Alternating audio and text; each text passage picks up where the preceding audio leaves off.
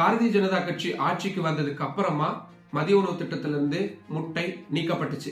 மத்திய பிரதேச மாநிலம் தான் ரொம்ப ரொம்ப முக்கியமா இதுல பார்க்க வேண்டியதா இருக்கு. 2018ஆம் ஆண்டிலேயே அப்போதைய காங்கிரஸ் தலைமையிலான கமல்நாத் முதல்வராயிருந்த மாநில அரசு மதிய உணவு திட்டத்துல முட்டையை கொண்டு வராங்க. இப்போ மத்திய விவசாயத்துறை அமைச்சரா இருக்கக்கூடிய அப்போ மத்திய பிரதேச மாநிலத்துடைய முன்னாள் முதல்வராயிருந்த சிவராஜ் சிங் சௌஹான் சட்டமன்றத்திலேயே இதுக்கு கடுமையான எதிர்ப்பு தெரிவிச்சிருந்தாரு. மிக முக்கியமா அவர் சொன்ன வார்த்தைகள், அங்கன்வாடி மையம் ஆகட்டும், பள்ளிகள் ஆகட்டும், இங்க முட்டைகளை நாங்க அனுமதிக்க முடியாது. வேணும்னா அவங்க வீடுகள்ல அவங்க வச்சு சமைச்சு சாப்பிட்டுக்கலாமே தவிர பொது இடங்கள்ல, அதுவும் பள்ளிக்கூடங்கள்ல எங்களால் அனுமதிக்கவே முடியாதுன்னு திட்டவட்டமான மறுப்பு தெரிவிச்சிருந்தார். அதை விட மிக முக்கியமான விஷயம், மத்திய பிரதேசத்துடைய அப்போதைய சட்டமன்ற எதிர்கட்சி தலைவராக இருந்த பாரதிய ஜனதா கட்சியை சேர்ந்த கோபால் பார்கவா சொன்ன வார்த்தைகள் தான். சின்ன குழந்தைங்களுக்கு முட்டை மாதிரியான அசைவங்களை கொடுக்கும் பொழுது அவங்க வளர்ந்து பெரியவங்களானாங்கன்னா மனித கறியை சாப்பிடக்கூடியவங்களா மாறிடுவாங்க அப்படின்ற அதிர்ச்சியான ஒரு ஸ்டேட்மெண்ட் அவரு கொடுத்திருந்தார். அதோடைய நீட்சியா